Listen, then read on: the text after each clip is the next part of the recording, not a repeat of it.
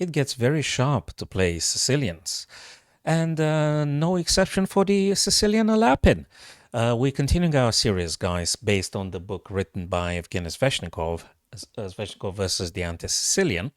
I gave the name chapter 2 here, although it's the 4th or the 5th in the book, but I've received a message from one of my friends saying that, hey, do something about the Alapin, or how to tackle, how to play this white-black. And of course, I'm using a game that was referenced in the book, played in 2006. You can read this on the screen now. Sveshnikov himself playing with the white pieces versus another grandmaster, Dmitry Boncharov. So let's look at this game together, guys. E4 and C5. Very nice, very cool, not a problem. C3 now, the battle for the D4. Main intention for white is to pushing the D4 and getting two central white pawns. So that's obvious, I guess, for all of our friends. And knight F6 being played by Boncharov here looks at attacking very early on the E4 pawn and luring them to coming forth. So Sveshnikov here pushes the E5. That's how he plays with white. So that's how he played, at least in this game. And knight goes to d4, not a problem. And d4 now, trying to reinforce the center and the e5 advanced white pawn. Black takes and white takes path c, d, not a problem. And Blackstone played d6 here, undermining the two white pawns. So that's the thing with the d6, also getting the bishop active on this diagonal. And you want to totally challenge the e5 pawn. Bishop to c4, attacking the knight on d5. It's getting really sharp. Just give it a few moves and you're going to see how wild these things get. And bishop c4 now. Knight to b6, attacking the attacker, so to speak. Bishop on c4 under pressure. Now you gotta do something. What better way to respond to an attack just with a counter attack? Bishop c4 goes to b5 directly for a king check here. You need to do something about it, and one of those nice replies is bishop d7. You yourself attack the attacker, bishop d7, now blocking and attacking the bishop. And that's a very cool idea for white, as Sveshnikov plays it in this game. I hope you guys going to appreciate it. And if you give it a few seconds, even if you guys are not yourselves players of this Sicilian Alapin, it's definitely an idea worth exploring, perhaps in more detail. E6, this is just something great. I love it because it means a couple of things here. You put pressure on the f7. You're taking space from black. The bishop on f8 needs to play a couple of tempos. You need to spend a few tempos getting the bishop out. And your bishop on b5 is ampri, right? But this is a sophisticated, deep idea that generates an incredibly sharp middle game tactics. In the game, bishop takes on b5, you sort of have to take that bishop. And now we got two main branches. We're going to look at queen to h5, which was played by Sveshnikov in the game. And if you want to inquire what happens after pawn takes on f7, if white chooses to do so, it's not that great. And for white, that is, taken on f7, first you're a piece down. And black could continue with a very good game and actually went on to winning if king goes to d7. Black is doing absolutely fine here. You've got an extra piece. White is not going to get the material back. Okay, and of course, this bishop gonna be playing. You've got an extra piece, so materially speaking, black will do absolutely better here. So don't do that. Okay, so, but instead play what Sveshnikov played, which is queen to h5, if you're having the whites here, because that's also the threat of f7, checkmate, and the b5, you're taking your stuff back. So queen goes to c8 now, to allowing, in case queen takes f7, allowing queen to so if this were to happen, again, very bad for white here because king runs away. You're not going to do nothing here. Even if you continue, the bishop is going to retreat very nicely on e8, attacking the queen. You move away, g6. You're not going to do anything good for white here. So therefore, refrain from taking on f7 with the queen, but instead go to b5 and check the king. King has to move. Bishop to e3, continue the developing. Queen takes back, and now Sveshnikov pushed the pawn. And Here, the most natural way to play is just simply take the d5 pawn because black is just simply ending up better. But I guess due to psychology and to kind of fear, because here Boncharov feared to play knight takes d5, which by the way it's absolutely great for black and it works out very nicely, is that he was afraid of queen takes b7, which not just takes a pawn but also attacks the rook. But you do have resources to defend with knight c7. You defend the rook on a8, and let's say if knight c3, queen to c4, ready to joining the queenside defenses, and if bishop takes, queen a6. Queen a6, knight takes, knight b8 takes on on a6, bishop b6, and rook b8. And black is just simply better here. Positionally, tactically, you got no problem whatsoever. Even if knight b4, you're going to play g6, bishop's going to get on g7, and black is doing very well. All right, so black is doing better here. So we're going to go back now to move 12. Black should have taken with knight takes d5. But he retreated queen to d7 here, challenging the queen. Bishop takes b6 with tempo, giving black some double pawns. And queen takes b6, recovering, checking the king. Look at this super sharp position. Neither color had castle, obviously black hung castle. White can still dream about castling when they decide to play the knight on g1. Queen to c7 now, challenging the queen. White refuses because queen is flexible and can attack on so various places, many. Knight to e7 now. Either wants to go c5 or wants to go to e5. It's just absolutely very good to play this with black. Knight to c3. You yourself want to get your pieces out and look at all sorts of ideas, playing with the knight. Queen b6, to which white mustn't take, because if you take, you're actually helping black to develop his pieces and to increase the attack.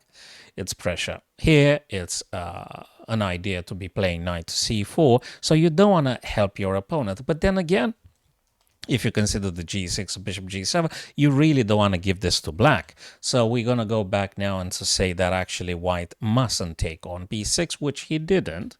Sveshnikov did it, and wisely so.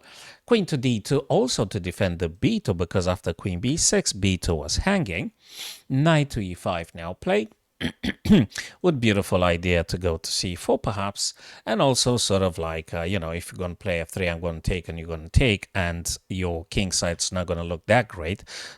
Apparently that's what he thought, and I mean, I think that's what he thought. Knight ge2, developing now and sort of preparing to castle short.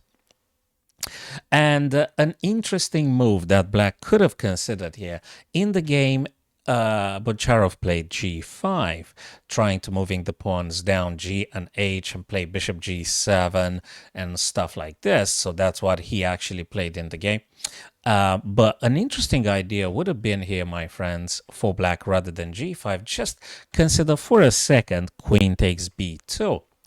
And if queen takes, you're going to play now knight to d3, checking the king, attacking queen on b2, and winning your queen back, and king has to move, no more castling. That would have been a very interesting take for black here. But he didn't. He played g5. Castle short now for white, g4, coming down, trying to take control over the f3 and making it an absolute mess. a4, going for expansion on the queen side, ready to push the a5, h5, a5, attacking, rook takes, and takes, b4, look how sharp this is, b4, attacking queen on a5, moves to e6, tries to, and stay away from danger. b5, further attacking the queen. a5, rook to b. You got to make use of all of your pieces. So you're not going to keep the rook on the f. You got to get the pieces active. So rook b1 supporting the b5. Perhaps you're going to push more, and knight is free to perhaps go. But you have to be careful about a pin. So knight can't really move because queen simply captures the white queen. So bishop to g7, you have to attempt getting the bishop, and it's completely deadlocked here. So you can't moving on to this diagonal because you got your two pawns. Therefore, bishop g7 looks a bit more promising on that diagonal. Queen d1 moving away from the pin, and we could say here that black is doing very well. That's a 60+ move here, so it's not an easy game. That makes sense to play. Also, it's worth exploring the idea with knight f3, which would have been a potential choice here for black. And after takes and takes, knight on e2 has to go, and also the c3 is hanging, so you could take your stuff back after queen c3. Again, big advantage here for black. Big advantage. Very active queen, very active bishop. And even if knight f3, just consider rook to g8 and look at the alignment of the rook with the king. That's really problematic. So black is doing tremendously well here, and it's supposed to be winning. So in this kind of middle tactics, you have to look for activation and temporary sacrifices, guys. And then again, I love the beauty of the tactic knight to f3, and this is very good turning out for black here, but that's not what's being played. So queen to d1, and black played the probably, you know, the explainable human move, king to d7, because you just want to get the rook over to the A files or B or C, dependable where you want to attack more.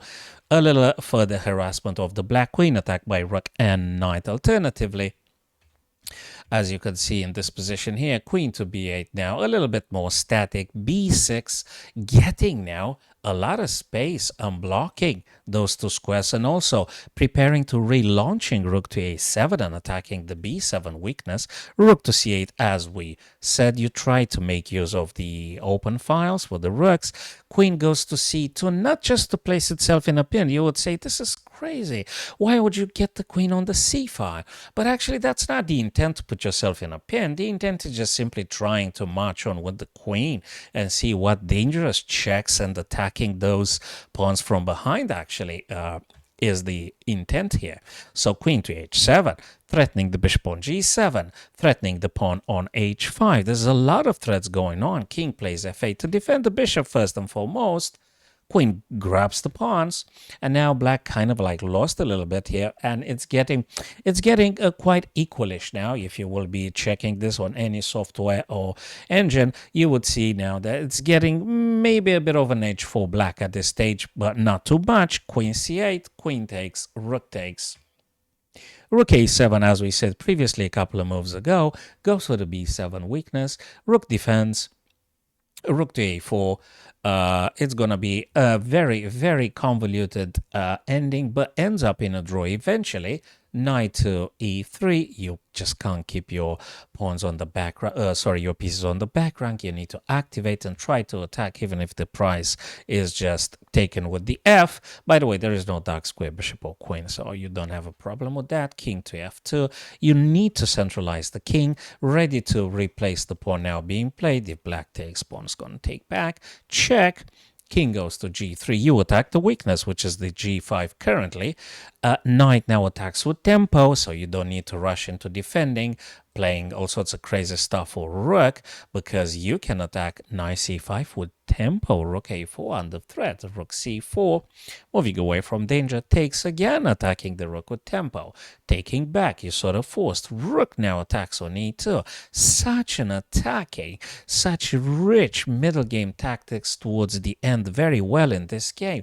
It's just phenomenal. That's why I wanted to share the game with you. And Sveshnikov also himself quotes this game because it's just so instructive, guys.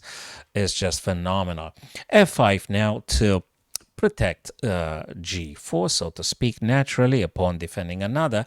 And the move that wins for white, and he missed this, Sveshnikov missed this here, would have been king to f4. And that's already getting king to attacking, getting access to g5. And it's just the way for white to win the game. Unfortunately for himself, he didn't play it. He went instead with knight a4, which is not the best move for white. But, you know, once the fatigue sets in and after you played like 50 plus moves, it's really taken a toll on the people's ability to think accurately and play. Rook a3, attacking the knight on a4 twice, takes, captures. It's going to end up in a draw now. It's a theoretical draw when you end up. We're going to get there in just a sec, guys. Rook takes. White tries to pushing the pawn, but obviously is going to be stopped. And this is pretty much equal, but because two humans play, probably you may want to continue for a while. Check, attacking the attacker, grabs the pawn, takes, and this is a draw. They're gonna be settled for a draw and shake hands. You can't win here with white. Perhaps we're gonna make another video lessons at some point to try to familiarize ourselves with this theoretical draw. But for the time being, guys, that was the Sicilian Alapin. So bear in mind the beauty of and the complexity that the game gains after this sequence here. D6 being very important, bishop c4, knight b6, and keep this in mind because it's such a sharp position to play with bishop and bishop d7.